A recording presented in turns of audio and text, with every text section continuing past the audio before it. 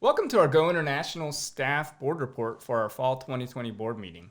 As you'll notice, this is a different format from what we're used to, but with the pandemic, we thought this would fit better in the online meeting format. Also give you a chance to even view it ahead of time if you'd like.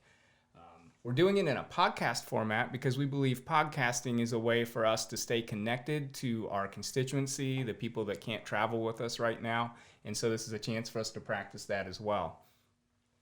We won't cover the strategic plan in the way we've done before in a point-by-point format, but we'll be covering all the material in a way that you'll hopefully enjoy it and be able to use this to help your deliberations during the board meeting.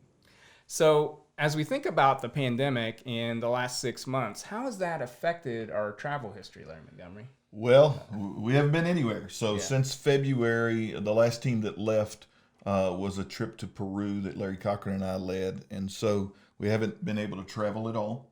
The projections for this year were going to be very, very positive. We were looking at somewhere between 275 and 300 people traveling. And right now we're at 127. And that was the final number of the actual team members who traveled. So difficult year, but we're still trusting the Lord. Since we haven't been able to travel and we've still been busy, and so there's a lot of things that we've been able to accomplish. So Dr. Frick, tell us a little bit about that.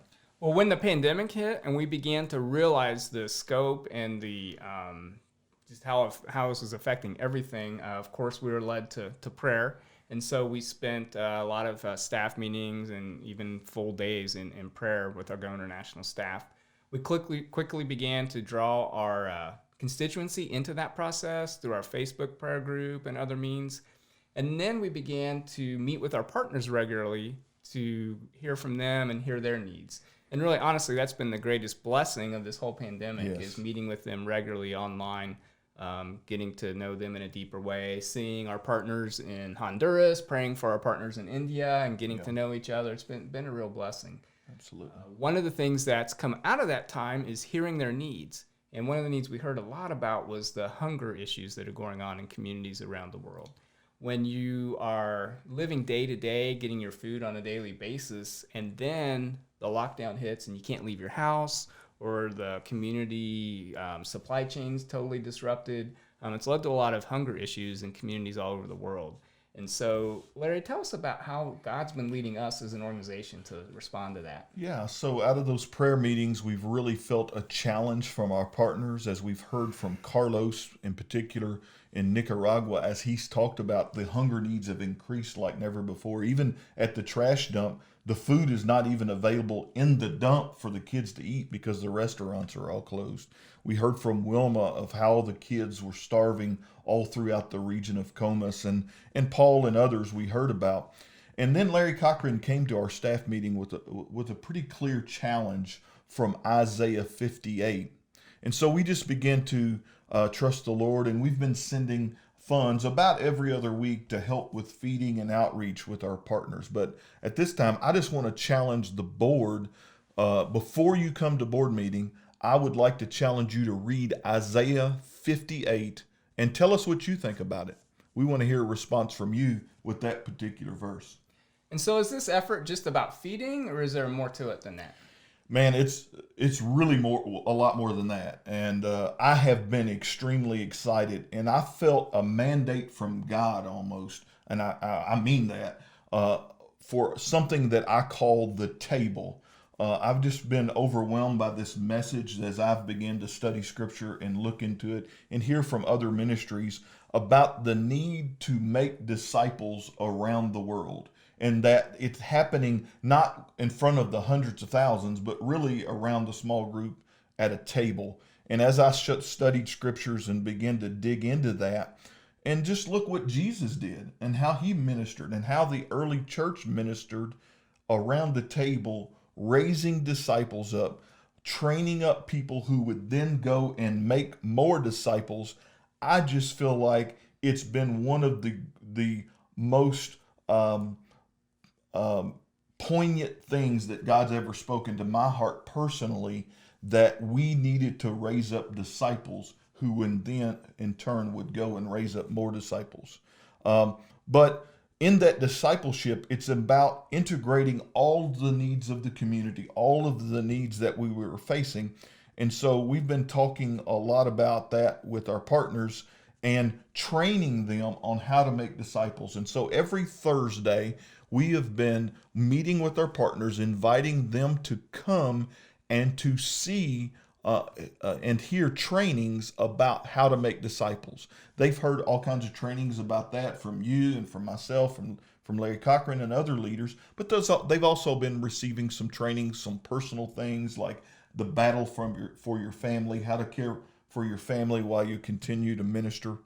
But integrating those needs is one of the biggest things that we've been concentrating on, and integrating discipleship with meeting needs with evangelism too.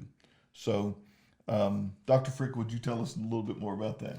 So, of course, with it being a health crisis, we've been reaching out to our partners with training about how they can respond to COVID in their community, how they can help prevent COVID, how they can help people care for the sick, and trainings like that. And we've done that from early on in the crisis. My last trip before the crisis was to India, where we did a community health evangelism training. And so I've been able to follow up with those people that we've trained there, and Paul has brought them together for a time of refreshing and review. And we also spent a lot of time talking about COVID, using those resources, talking about prevention, how to treat the sick, when to take the sick to the doctor, those kind of things. We've also incorporated things about where is God in the pandemic, or what does the church do in times of pandemic? How has God used the church historically to reach communities for the gospel in times of pandemic? And so we spend a lot of time on that as well. Provided some supplies, masks, hand sanitizers, cleaning supplies, things for them to use in their communities as they minister. For our partner, it's been really personal because this pandemic has given him a lot of opportunities. The police that regularly harass them have come to him and said, we don't have food for our families either. And so they've been able to provide food for the police, literally blessing their enemies. Yes. During this time. Another person, it's a neighbor of theirs, has been regularly harassing them. He'll play all kinds of loud music during the Hindu festivals throughout the night, different things like that. And unfortunately, he came down with COVID recently. And so Paul was able to reach out to the family, despite the risk to himself. He was able to go in, provide medicines and supplies for the family, pray with them, and just be with them during this time. Unfortunately, his neighbor died, but the family was so blessed by Paul's presence. He was there for the funeral. He was been there throughout. And now they are really open to hearing about this God that led Paul to minister to him even during this time of crisis. Wow, that's pretty amazing. One of the most exciting things that I've noticed in all this is to watch Wilma Grandes and how she was hearing the teaching of the table and the call for discipleship. She was already meeting the needs of the hungry. And so now she's discipling 60 leaders every Thursday to send back into their prospective communities to make other disciples. And so it's really exciting. It's really one of the things that we feel most excited about is the call to make disciples during this time. And so what we're really convinced of in this time is the Great Commission is not quarantine. Absolutely. And so even though we've not been able to travel, we know that God's on the move in communities and countries all across the world where our partners are ministering. He's using Go International to come alongside them and help them in this effort. And we're just excited to see what God's doing during this time. So we just continue to covet your prayers and your support for helping us to discern really where God's leading in these next days as we go ahead with the ministry at Go International.